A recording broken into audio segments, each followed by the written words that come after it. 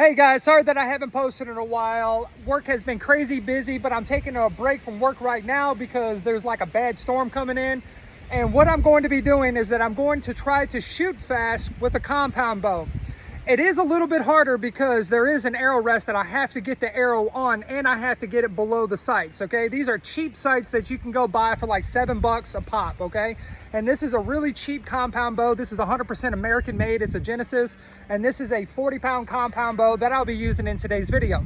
The type of release that I'm going to be using is a thumb release, okay? It's a ring like this. This is ancient style of archery meets modern, okay? I'm not gonna be using this style of release.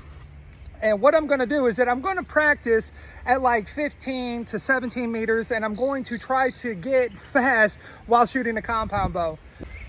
Well, let me take off my nice shirt and set up the target range, and let's get to shooting. Why they call it God's country? I saw the light in the sunrise, sitting back in a 40 on the muddy riverside, getting baptized in holy water and shot with the dogs running. Saved by the sound of a bend-down Dixie whistle in the wind that'll get you in and down the dead.